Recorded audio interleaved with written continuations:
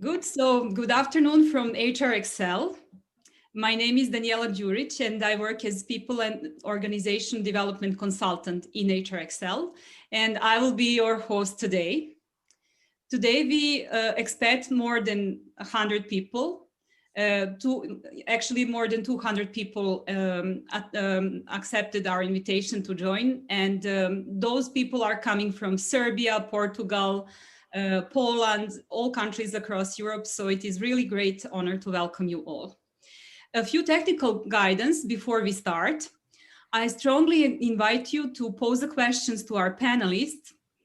There is a bottom Q&A where you can really write down your question, and we will make sure, even with this tight time frame of 70 minutes, to answer some of your questions during the event.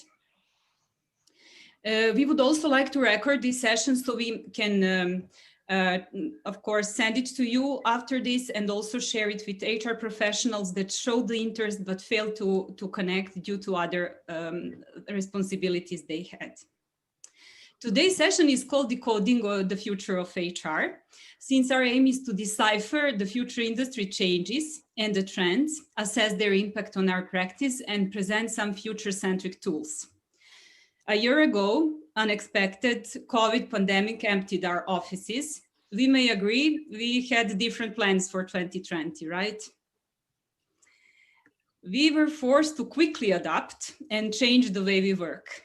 We faced the change that happened overnight.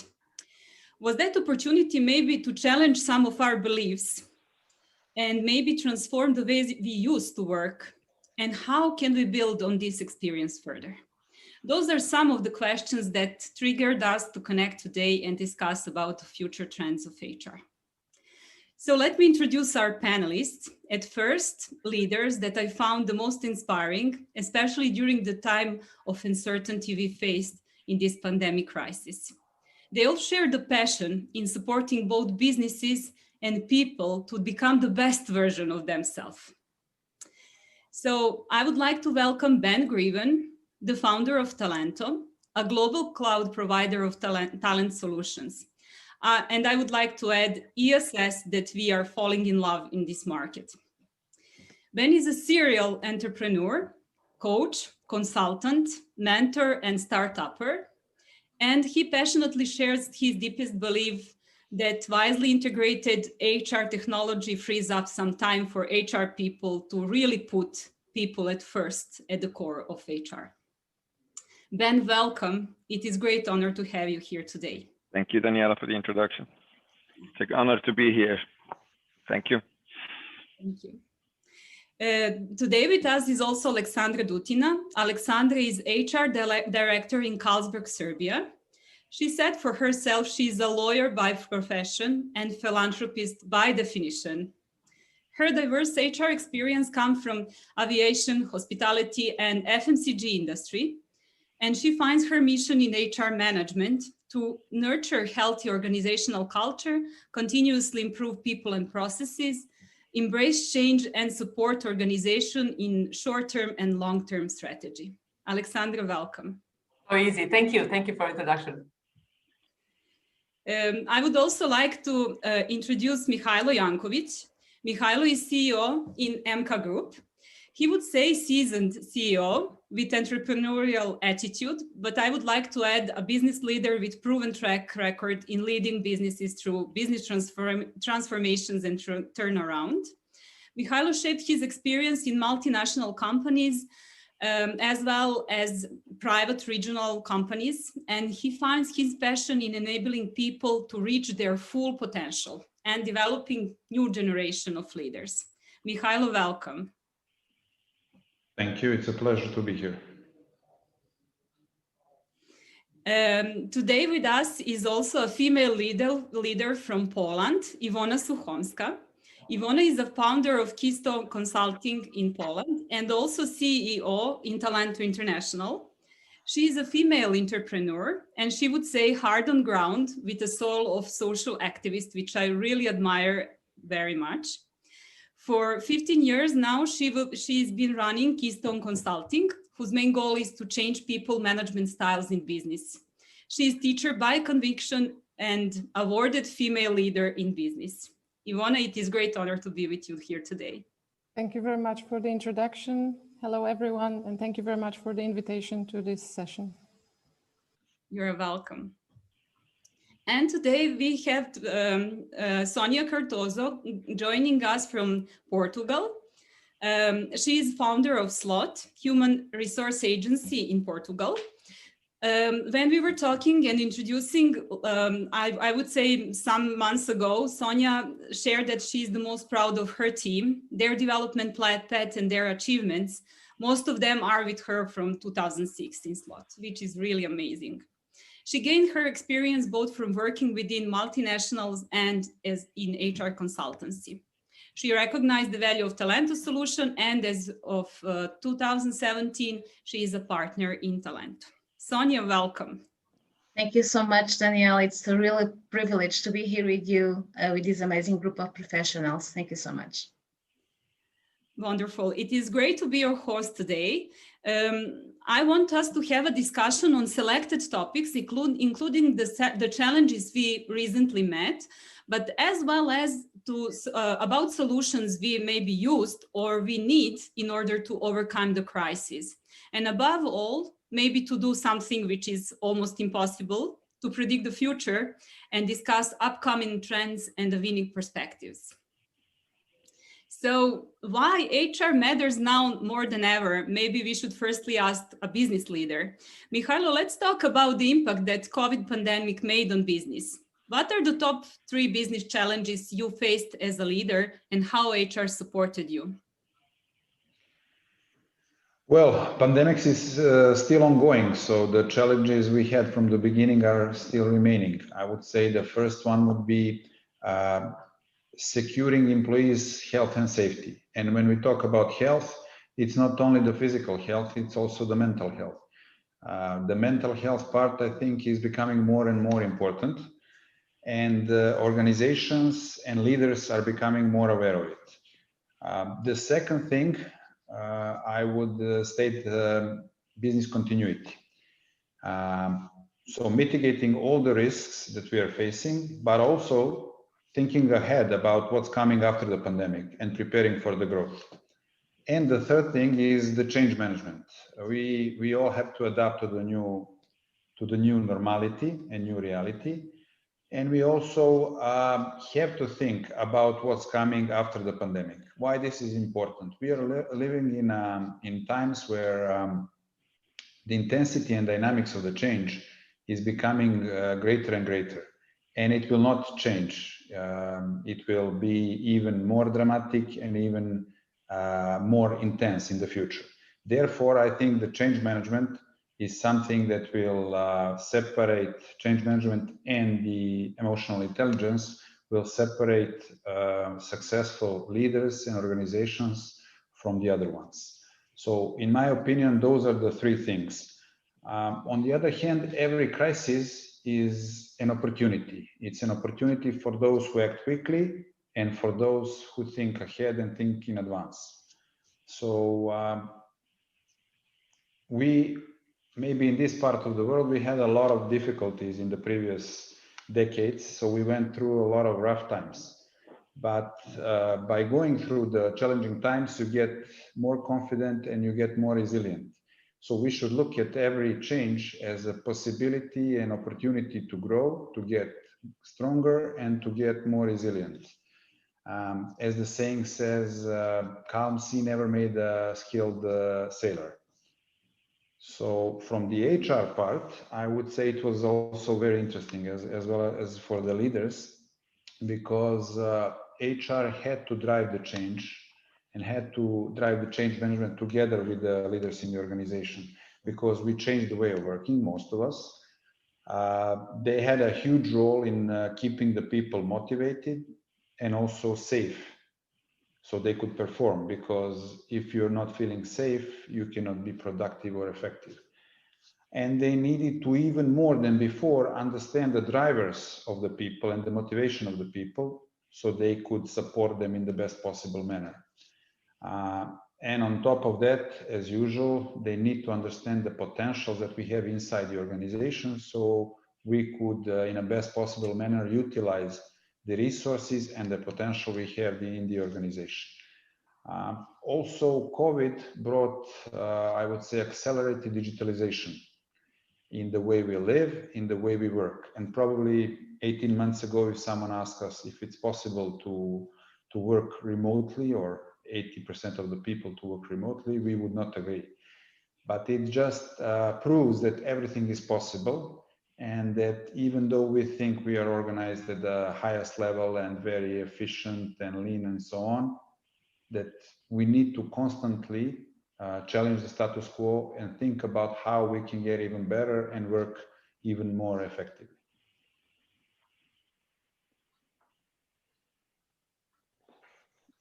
It's very interesting perspective. Thank you for bringing it here. Aleksandra, from the perspective of HR, you just heard what challenges were facing Mihailo from the business side. How was your experience during this period? Yeah, similar to what Mihailo said, it has been a very difficult year, and it still is. And from that perspective, of course, we found ourselves in the middle of some kind of a human crisis, and emotional crisis, and health crisis. From the positive experience side, I would say, and I would emphasize that positive experience today, because we all are aware how hard it is, but it is what we have learned actually so far. It's been a great time for me personally to learn, to grow, and to have such a wonderful lessons given by this world and crisis and everything else.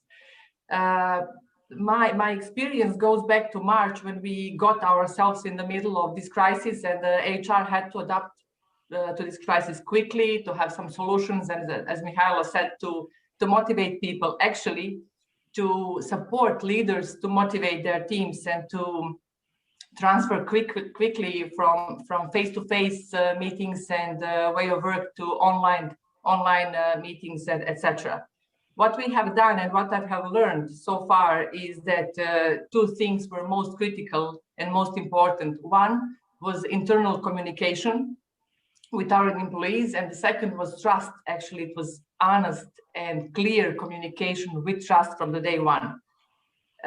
We got so many different information from all sides, from media, from organizations, etc. So what we actually recognized is that our people and everyone, including myself, needed some kind of a safe hand and safe environment, so you can work in while things are happening outside. We had great plans for 2020, and it didn't happen because COVID happened. But it made us teach us how can we actually gain from that, and how, again, we are talking about people and not only numbers, and how can leader actually learn from this experience, that by getting the team together, but by motivating team, by upskilling your team inside, and by giving them opportunity to grow and to feel safe and engaged on your work, is actually something that will drive you through any crisis. So this is something that I have experienced so far. So it's people, it's trust, it's honesty that you have to show within the previous year, that helped us succeed in this change that we are facing right now. That's interesting perspective, I would say, what you shared, because bottom line, people are social animals. We have a need to connect. And when remote work was introduced, we really were in search for technologies that can help us create working environment, but also environment where people feel valued and supported. Yeah. The question is how our teams were upscaling, and what are experiences.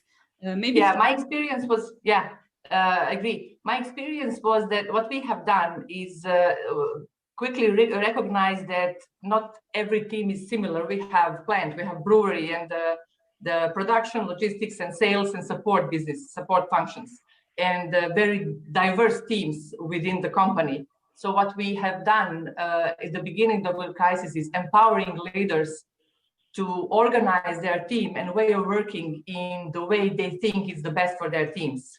And quickly, in just few days, we transferred from face-to-face work to online work wherever that was possible, or to organize shifts in the plants in order to have safety environment, because we again learned that safety is not something that is a procedure and it's top of our agenda somewhere in the office. It's the way we live.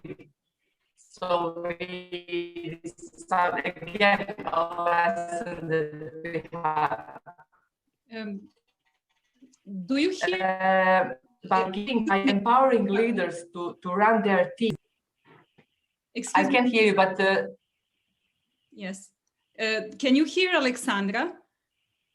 Yes. Yes. Okay.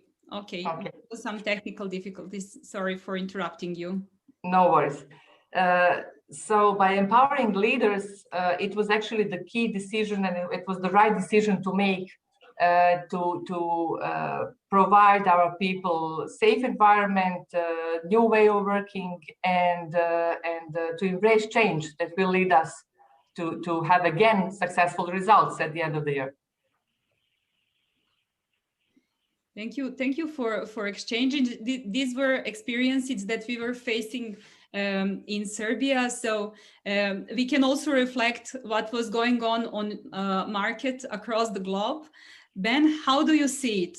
What was the change that faced HR? We were previously in war for talent. Is that still on? Does our agenda changed? That is an interesting question. Is the war for talent still on? Well, you mentioned in your introduction this change, this pandemic. We got the first ideas by the end of 2019, and then in the beginning of 2020, it started to slowly drip in that something was facing us. I think the big difference between this crisis and if I look at our audience and I talk to people, I think we all know that we had an internet bubble crisis in 2000, 2001. We had a financial crisis due to the American markets or the stock markets in 2008, 2010. But this is a completely different crisis, and I think it struck us differently because, as Mihailo mentioned, it is a health crisis. It's not economical crisis. It's a crisis that hits us as a community. So, question is the war for talent still on? I think somebody pushed the pause button on the war for talent at this moment, because if you look at the reality, organizations at this moment are looking, how do we need to respond to the challenges that are facing us, now in the crisis, and by now we know we're now nearly a year in this crisis, so we kind of know how to deal with what's ongoing. But I think most organizations, since about, I would guess, 5-6 months, are looking ahead. What are the challenges going to face us when this crisis slowly, moves away? And it's not going to go away on one beautiful summer day. No, it's only going to go gradually away. And it might be that it's coming back or it's evolving. So organizations are looking like, what's going to be after that? So I think the war for talent is on pause. But on the other hand, if I listen what is common in organizations, when we were before the crisis, I think, Sonia, I gave a talk in, I think, the end of 2000, or the middle of 2019 in Lisbon on upskilling or changing skills in organizations. That was at that moment emerging. I think we are going to be faced with that very rapidly. Organizations are tremendously training people in all kinds of digital skills, presentation skills, working around, using technology. So upskilling is on. So if you want to categorize in the war for talent, yes, organizations are going to be looking for, you can call it digital skills or technological people skills. You will see that. That's one thing. I really liked what Aleksandra said about trust and honesty. I think that is a topic that is not addressed enough.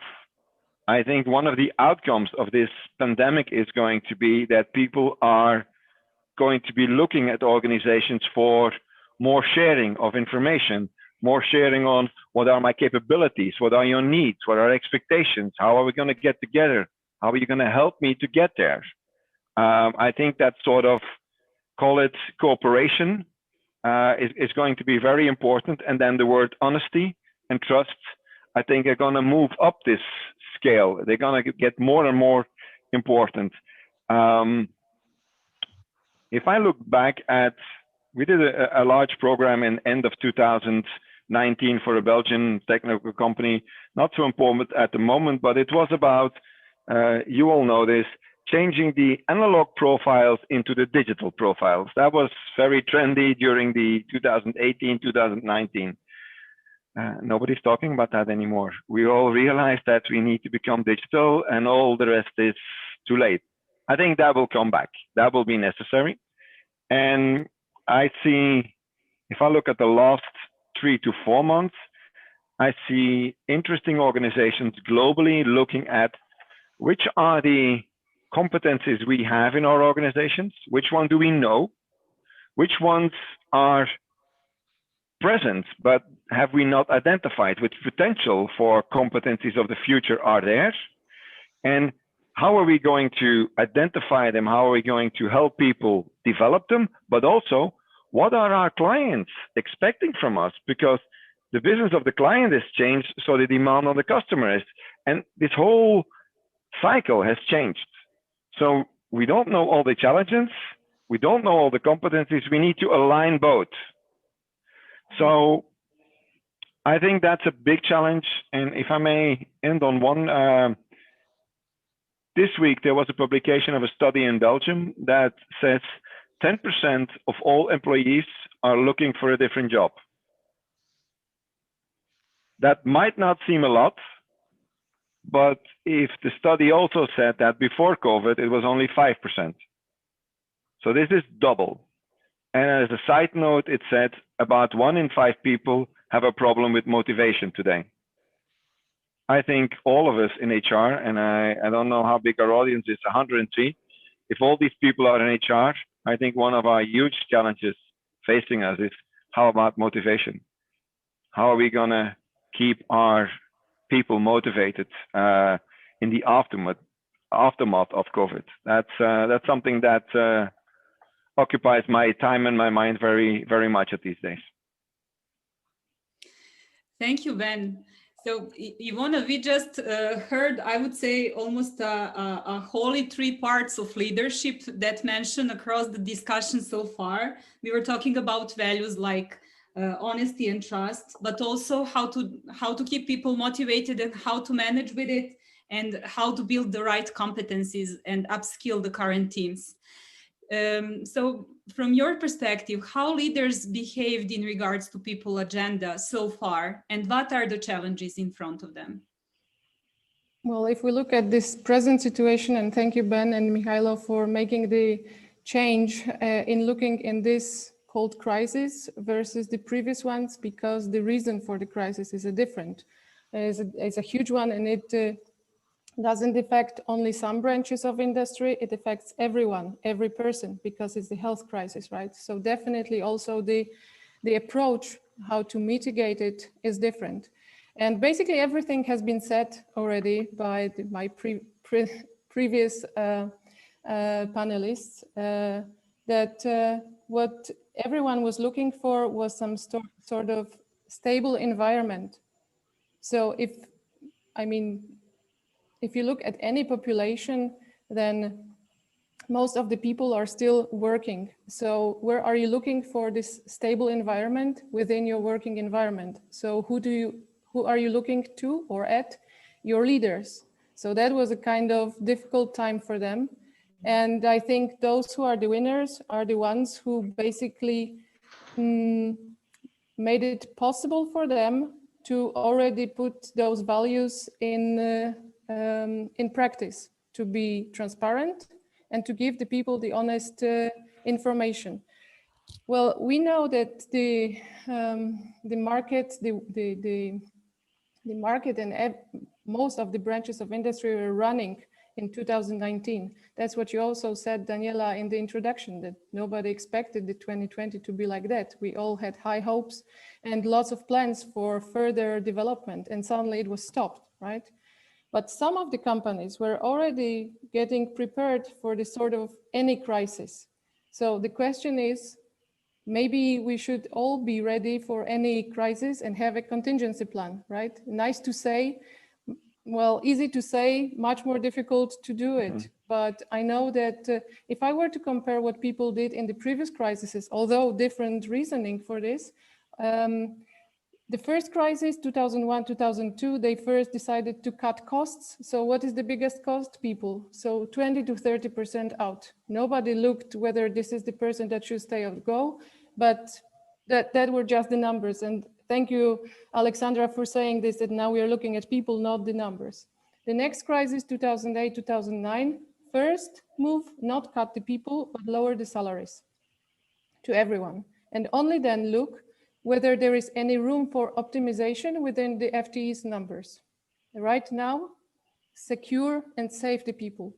So from the HR perspective, and I am a great believer in it, I'm happy that the agenda of the leaders changed. That first the people and only then the numbers. Yeah. Would anybody like to comment, guys? Oh, Iwona, it's amazing. First, the people, I think it's like the mind shift that we need to work on. People first, exactly. It's humanity, honesty, sharing, communication, and people at first. And I would like to add one thing. Aleksandra, from your perspective as a HR leader in a really international big company, you did have probably the resources to help your managers, to empower them to work with the teams in this new environment, right? As a consultancy which is based in Poland and working mainly within Poland, our first order, which we done, of course, free of charge during pandemic, was, can you help us create the rules for the remote work? And that was a seller of premium products, which has a franchise branches all over Poland, okay? So they asked us for the rules. So you can imagine that people without the HR, that it must have been very difficult to go through it, right? To really secure the people and give them the, let's say, tools and instruments just to carry on. I agree. I understand your question, but again, we are talking about the trust. Again, it's something that we did at the first sight. We sent our people home and we trusted that they will work as best to their knowledge, and they will work as much as possible to keep the business continuity, which Mihailo mentioned. And afterwards, we were dealing with remote work procedure, with what we will do if something, some injury happens during the work at home, etc., etc. But at the beginning, it was trust that the employee is really at home or remotely working for his company. Yes, he's not watching TV. I don't want to think like that. He's working at the best of his knowledge. And about the motivation, just one point to what Ben mentioned. I strongly disagree that HR needs to motivate all employees.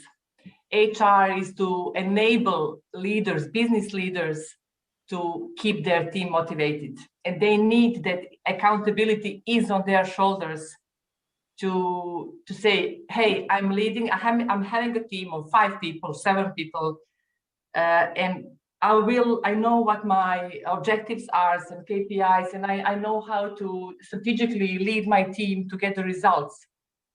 But how I will get the results? By having motivated team. And I'm accountable as a business leader for motivating my team, whatever motivation means. Sorry for interrupting and jumping in. No, thank you for this. It's very valuable comment. Mihailo, you just wanted to comment as well.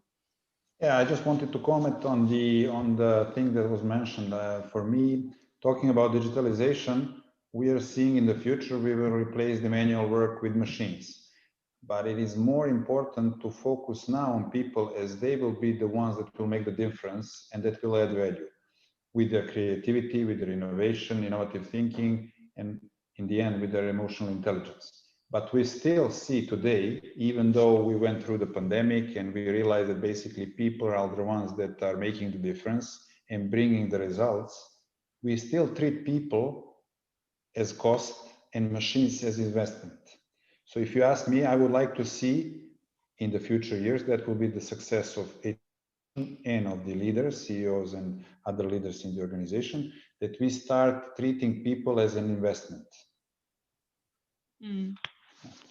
Thank you for this point, Mihailo. So it seems like we are talking about the values. How do we treat people? Do we have a trust to our employees? It seems like organizational culture was something that make a difference. Maybe it was even a deal breaker or deal maker for some companies. We saw that actually employees were rewarding companies with praise and loyalty, even if they showed that they take care of their well-being. And that Mihailo also mentioned at the very beginning. So Sonia, in your opinion, what attributes should HR have in the future, having in mind all these values that should bring good culture in the organizations? Okay, so I agree with you all. So I'm very motivated. There's hope on the HR world. So for me, I think this is a momentum of visibility that will transform the HR role on a more strategical way. I think that organizations are in imperative need also to reimagine their talent landscape, particularly their talent pipeline strategy, once technology is really changing things dramatically. So I think that HR should be able to bring people together for a common purpose. So once you put passion and purpose together, people can create good impact on business. So for me, I think that HR is even more important than we thought it was. So people analytics can save decisions, people and organizations can act quickly in time of crisis.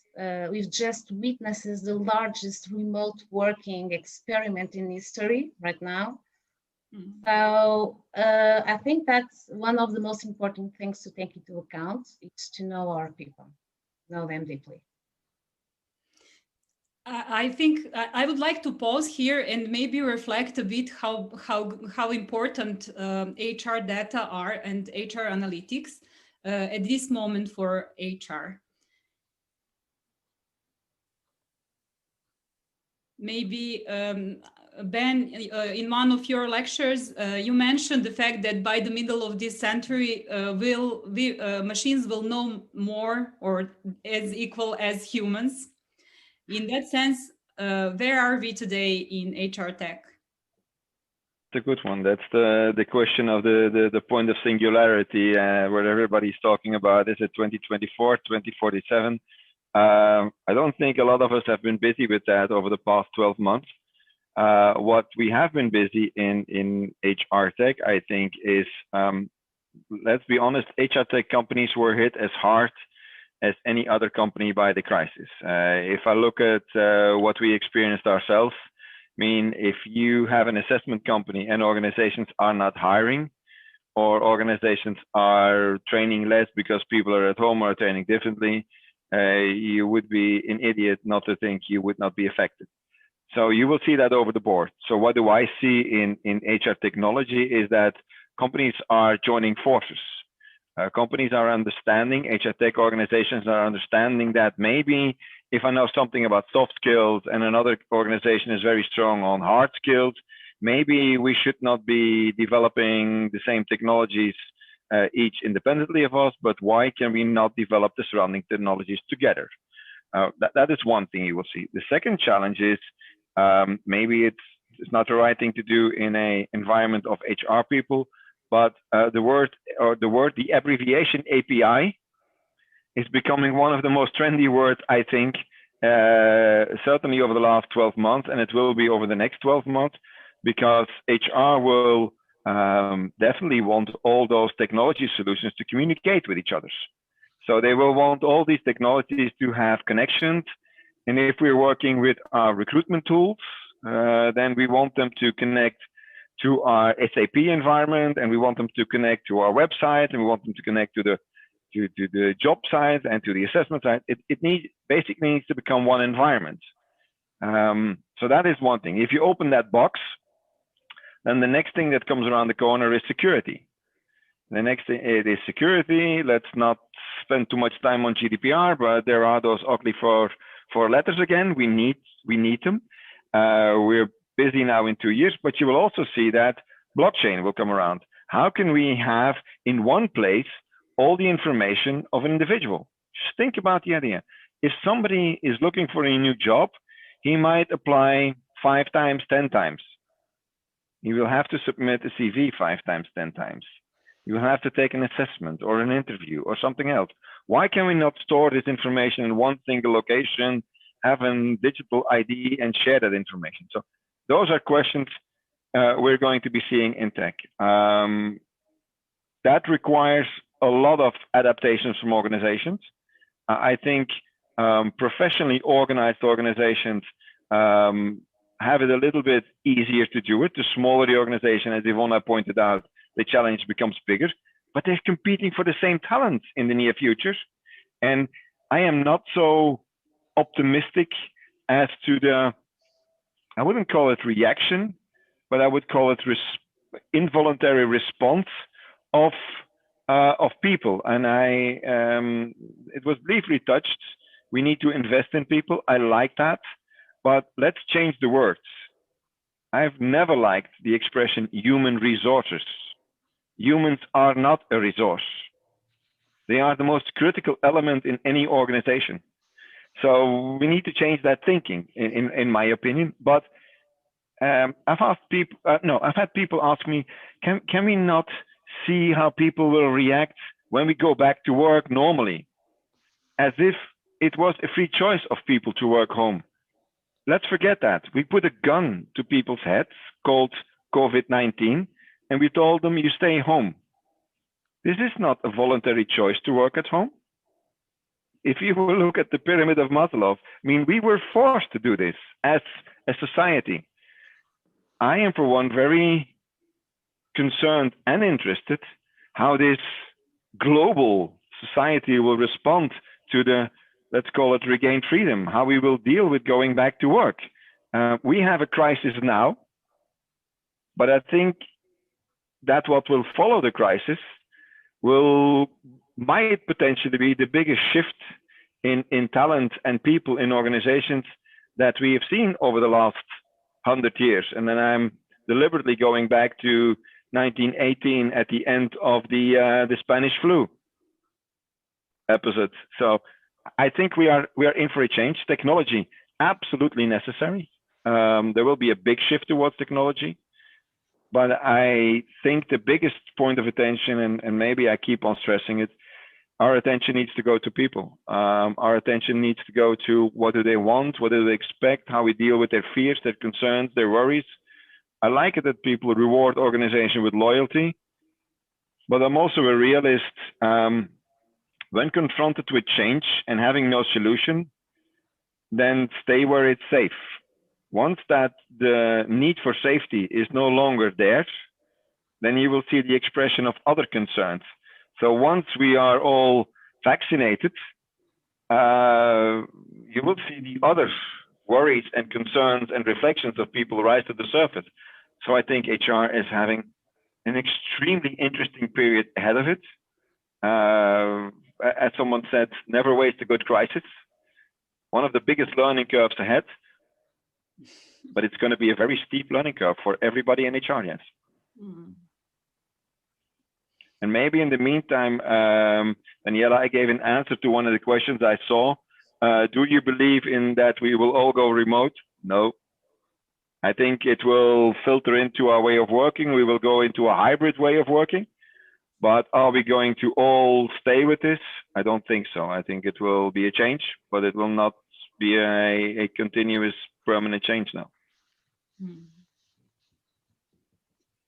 Thank you for this comment. So we just heard the answer from Ben's side on the question we got from our participants. Someone else maybe would like to comment? Iwona. Iwona, please. Yeah, okay, thank you. I think what Ben was referring to was already kind of touched by Mihailo as well on the safety part. So basically, as employers, we will need to make sure that we can grant the safety from the physical point of view, place of work, professional point of view, that people can upskill and also know that they are doing their job well, and mental health as well, so emotional safety. I think what is also very much needed, and which will be a challenge for HR is much more contact. So stay connected with your people, because basically people need to know that if they are not having the privilege to go to the office and work next to their coworkers, that anytime they have a doubt, a question, whatever, frustration, that there is someone they can go to. And that will be the new part of HR role. Maybe in big organizations it is like that, but in small, rather not. In practice, it's not like that, yes. What I'm hearing is HR will have to deal with the new way of working, etc., etc. What I think we are missing is that we should not forget fun in our work, because HR is a lot of fun when you love your work. So I look at the future time as and challenges that we will get, and nothing will be the same when it comes to the way of working, but it's still a fun that we will actually enjoy if we look at it from that perspective. And if HR will be the influencer to a senior leadership team, and the environment will help us with this crisis to show that human resources or HR department or the team is of utmost importance, again, to get to the results that every finance director or MD wants to see, of course, or sales director at the end of the year. But we will probably not go to remote work 100%, but some kind of a combination. And we did a short survey here in Carlsberg, Serbia, and 85% of our employees said that combination of remote work and work from the office is the best way for them forward. And we are now experiencing that. Few days we are working from the office, and then a few days from home, with no change, like you have to come on Monday from 8 to 4. It's gone. This time is, I mean, I believe it's now the past. And flexibility for me is something that HR and leaders will need right now for the future. Flexibility, besides hand in hand with technology that Ben described. Also, employee experience will prevail over the employer branding. You can prepare the best employer branding campaign, and you can invest your money and get the marketing agency, etc. But if your ambassadors and your employees within the company are talking differently than your employer branding campaign, you did nothing. This is why, again, trust and honesty and communication and everything is important. You build your things in the house and then go outside. You keep your people motivated and happy, satisfied, and with the clear views and clear KPIs and clear goal. Where are we going? And yes, we are in storm now, but we are heading to the ocean in a peaceful way. They will know how to respect it, and probably they will stay within the company. Not sure if you understood what my point was. May I add something, Daniela? What Aleksandra said, it's really important. The fact that the employer branding doesn't work by itself, but we need to do more internally with our teams. If I can share with you briefly my experience, well, in our company, it was the first time that we need to go at home 100% remotely. So for me, the biggest challenge was to keep people motivated, engaged, happy, as Aleksandra said, and very close to me, as Iwona also mentioned, which is very important. And most important was to have a previous knowledge about their behaviors and their performance, because I did assessments previous with my people in order to understand them and to work with them.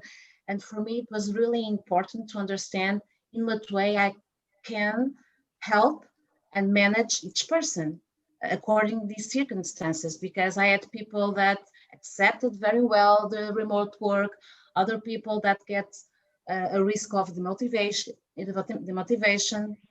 some people on risk of burnout. So it was really, really challenging for me. And to have that information up front about them, it's really helpful when we are talking about this world changing. So I would like only to close my conclusion with this experience of Aleksandra and Iwona, which I really recognize myself, and I truly agree. Thank you for sharing, Sonia. And Iwona, you would like to add something, please? I just wanted to add to what Aleksandra mentions, this employee experience. Well, we need to treat it similar to customer experience, right? Because we care very much for our customers. We don't want to lose them. So now it's the time just to look at our employees the same way. But there is always the reverse side also for the employees. That will mean quite a lot of responsibility as the expectation of the employer. It's more like partner B2B contract now, even if this is a work contract. I mean, in the way it is understood, right? Delivery at a certain time with the proper standard and quality, right? That will be also a change for some companies, how to deal with that. I agree. Maybe if I add one little thing, there's an interesting point Aleksandra made about the employee experience. We have all seen the explosion of employees sharing information and positivity on all social media networks. Let's not forget that we now forcefully trained our people to share on all the social media platforms. They will do so if they're happy. They will also do if they're not happy. So optimizing that customer or employee experience, I think now has moved way up on the list of responsibilities of HR and to train people. I've been reading the whole time about questions. Somebody asked me or asked us what's important for HR students in the future. I think I have two words, and you don't need to agree, but one would be get on board with digitalization. I mean, if as HR you're not tech savvy on tools, you're going to miss out. And the second thing I would say, let's focus on being empathic. Let's focus on being empathic to people, because that's a skill I think HR is going to need very much in the coming years. And if I may add to your discussion, it becomes really a paradox how physical distance made in some situation social closeness. Like we become even more closer to our people, and those examples of true leadership was really inspiring during this period of crisis. Yes, please, Mihailo. I just wanted to add on that. I mean, during disruptive times, as pandemic was, people are looking for guidance, security, comfort. So what was mentioned previously, that a confident, positive, but also empathetic way forward was required by the employees, and followed with a constant and honest communication. And I think it will continue to be required from employees. Yeah. Iwona, you wanted also to add something? Yeah, I just wanted to add something to what Ben said on the social media information share. We do need to think about it, and of course each of us has the need to share.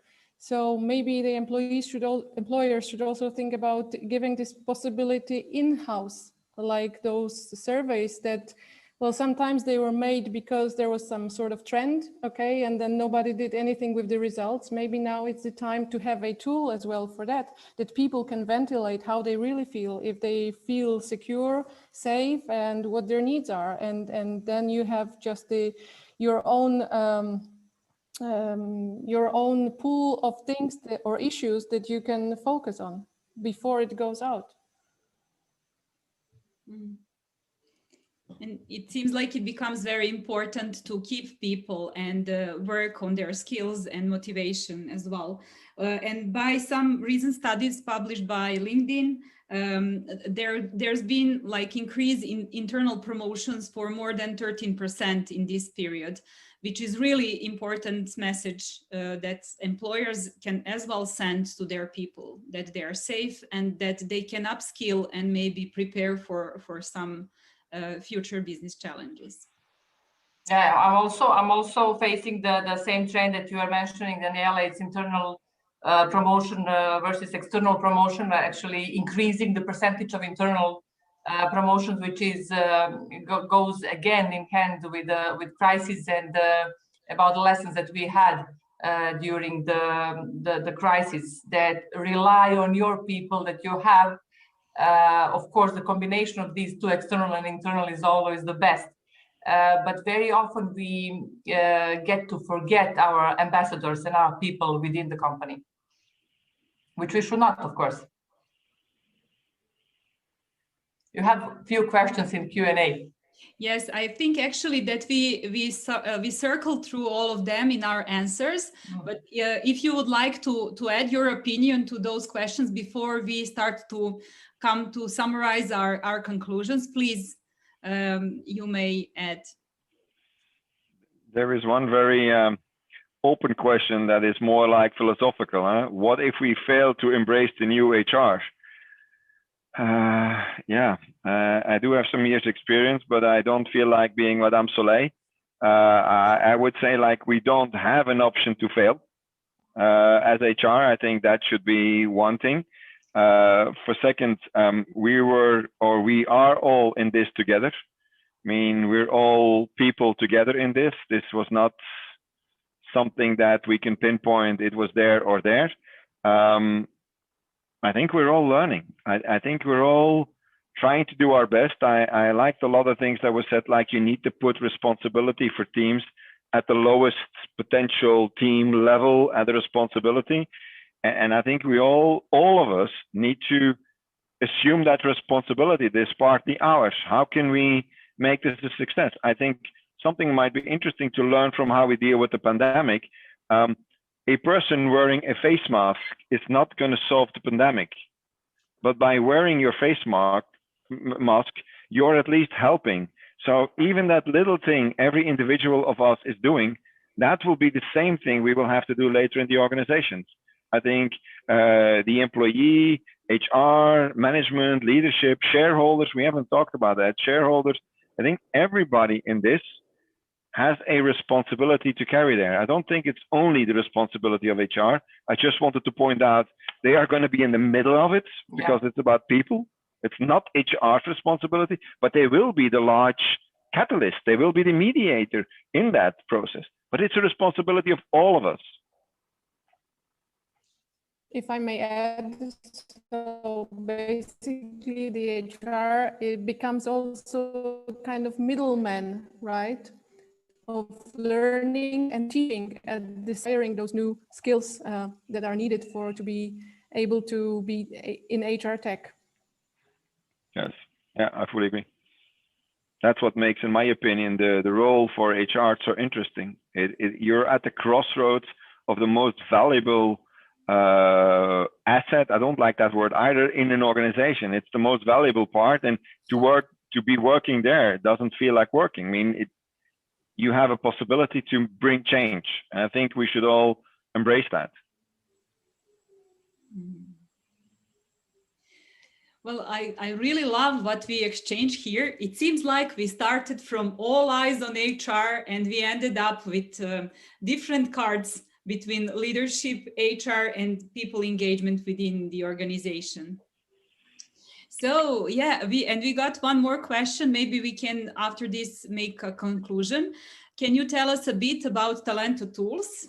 So we have Sonia, we have Iwona and Ben as well. So who would like to give their impression on Thalento tools? Iwona, I'm going to give the sales pitch to you.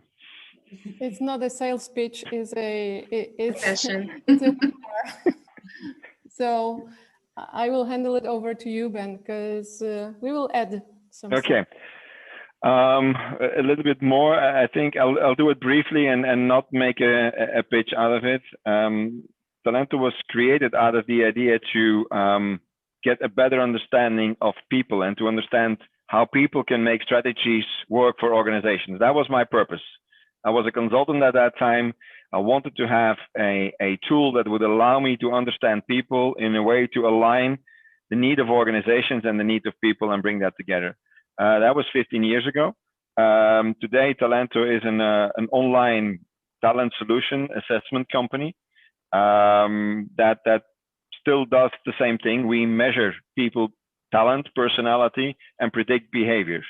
Now, there isn't a more interesting thing to do today than to predict behavior of people in situations. COVID is just a situation. If I look at it from a psychological point of view, it's a situation that happened to us, and our behavior is the consequence of that situation having an influence on our personality. So this is where we are. That is what we do. And we bring that language, we'll bring that insight into the language of the customer. We believe that we don't need to tell the customer how to think or how to work or what values or what models, but we try to adapt to the customers. Over recent years, what has become more important is analytics. I mean, great if you do a hiring campaign, but if you don't understand why your people in a certain production plant now have an attrition rate of 27%, where before you had 13%, then your hiring is not going to matter. You need to understand what's going on, and in that, people analytics can help. Once you understand that, it goes back to combining behavioral data to performance data. Once you understand those data, you can transfer that into what do we need as an organization. If you understand what you need, then you can adapt your hiring program. So I think that becomes more important, and we are smack in the middle of the challenge of integrating all data. Let me give you a little example. One of the biggest demands we get is how can we correlate Thalento people data into our ATS, and how can we ask our ATS, I need this and this and this kind of person, and how can our ATS give us the profiles we need? Those are the challenges. It all looks very simple, but we're talking about people. We're talking about behaviors. We're talking about interaction of people. And we're in that crossroads, understanding people and how they interact. And that we do in a digital way. And for those who need to know, we now do that in 27 languages. So that's in a nutshell what Thalento does. Let's hope that was a good answer for the asker of the question. Sonia or Iwona, would you like to add something from your experience as a partners of Thalento for years now? If I may, I can add something. Well, Thalento, it's about people. So it's about looking for the singularities on the people and to take the right decisions. As I said before, one of the most important things to take into account is to know our people, know them deeply, understand and predict behaviors and performance aligned to our business. If I may, to share with you a business case, a real case, that I think that it's very interesting in order to understand the benefits and the potential of Thalento tools. I can share you a story with about two clients that we have, two airlines, Lufthansa, a German company, and SATA, a Surge, a Portuguese one. So those two clients, airlines, were struggling with the need to have qualified licensed maintenance engineers. So probably you don't know, but this is very critical for the airlines. In fact, the maintenance field And these kind of technicians, they are like the Saint Grail on the aviation sector. So both airlines, our clients, needed our help and expertise to reduce their costs and also to recruit the right people to take the right decisions with high levels of motivation and learning. Some insights for you that I think that are important. So each training on those airlines has a duration of 2 years, and the main purpose was to keep the best students or potential trainee line maintenance engineers at the end. However, our clients, the training directors, showed us some important figures. Those trainings have a cost of 12,000 euros per trainee. So 100% supported by the airlines, with a turnover at that point of 60%. So let's make counts. So each class has a group of 16 students. It's huge numbers, expressive costs. So beside the cost, some of the students were leaving on the middle of the training, others after the training. Most of them at the end of the training were leaving for another airline with the training and the certification that were paid by our clients.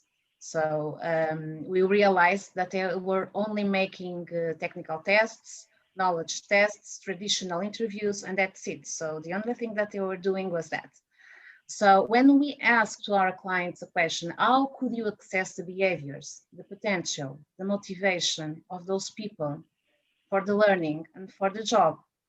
So they realized that it was impossible, in fact, using only traditional methodologies like the traditional interviews, especially according to the requirements. So each person is unique, and the best way to understand them, to keep them engaged and motivated, is to look deeply. So facing this scenario, we propose to apply Thalento, e-assessment tools, which is the tool that we use, by the way, in which we will help them to recruit the best trainees in order to reduce the turnover in one hand, because it has higher costs for the companies, to make the costs on a more efficient way. So we started the project, we assessed people, predict behaviors, we evaluate each person according to 30 performance indicators, and last but not least, their drivers, their motivation. So it's the gold mine of information that we could get from Thalento assessments. So in short, I will give you some examples of something that we can get from a traditional interview that we can get with this kind of assessments. For instance, for this training and job requirements, we should look for people with low scores on impulsiveness, for example, and high scores in composure behind other relevant indicators, which we couldn't ever seen, as I explained before. We started a pilot on both airlines. We applied all these tools of Thalento. We recruit the best people because they are still working there with a reduced turnover, okay, and it was a successful story. It's the best way to explain you the potential of Thalento. Wow, it's an amazing story, and I hope that for some future webinars we will have more time to talk about Thalento and the successful cases that you have in the practice. I will launch now a poll for all our participants to choose the topics for our next webinar. And while they are choosing the topic, let's use the following. We have 4 minutes to close the session.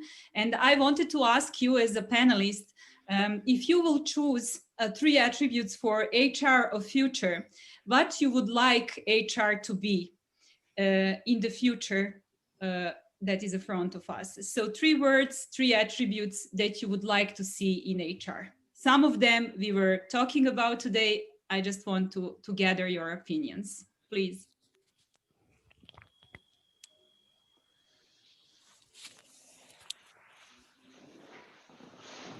Okay, I can go. Maybe it's not 3 words, but I will try to use as few words as possible. First one is to be the change agent. The second one is to enable growth from within and, if needed, attract the proper talent from outside. And the that includes also understanding the profiles and the skills that are needed for the future. And the third thing would be to be the, how to say, to enable the proper culture and values throughout the organization. Thank you, Mihailo. Can I add to that, Daniela? Yep. I fully agree with the enabler part. That was my number 2. I think we should be in that enabler role, like identify, offer, and guide, mean to really enable. I'm going to make the same point for my empathy again. I think empathic. And as a last one, I would urge HR to embrace technology, but not technology for the technology to free up time, to make time for people. Technology needs to be there to make more time for the people. So the tech savviness should go for that purpose and not for any other purpose. I think that should be the 3 main things I see. Wonderful. Yeah. Thank you, Ben. I agree, and adding that HR should be a change enabler. So someone who is pushing and driving for a change. Then influencive HR, someone that will, I explained it earlier, but why influence, positive influence is very important and critical for the strategy and for the company itself. Have fun, don't forget. And one add on, we have a question that we didn't touch just briefly. It's about students entering HR in the future. And I get this question very often. It's about entering in HR after studies, but it's also finding the job after certain age and a certain experience. So we have both young students that are having issues with finding the job, and we have other category that is actually somewhere after 50, 55 that can in Serbia, I'm talking about Serbia, can hardly find a job after that. So these are 2 big topics that we don't talk too much about on these kind of webinars. So this is my suggestions for some of the topics in the future. Thank you, Aleksandra. Thank you so much. To the list, I would add one thing for HR, people's assistant. Thank you, Iwona. And Sonia? Well, I also voted empathic ability, a trustful person, and also a transformational HR. Thank you. And it seems like we can say that HR role lays in change, being change agent and enabler, but also in enabling growth, which means more on L&D side, and also leadership with empathic ability and embracing the tech, because it's there. Thank you all for being there today with us. I will briefly show the results of our poll. This is our next topic. It seems like all topics are important, but organizational culture is one step ahead all the others, and we will make sure to bring something to you. Have a wonderful weekend, and thank you for being today with us. I would a special thanks to our panelists and also to all participants. Thank you. Thank you so much. Thank you, Daniela. Thank you all. Thank you all. All right. Bye-bye.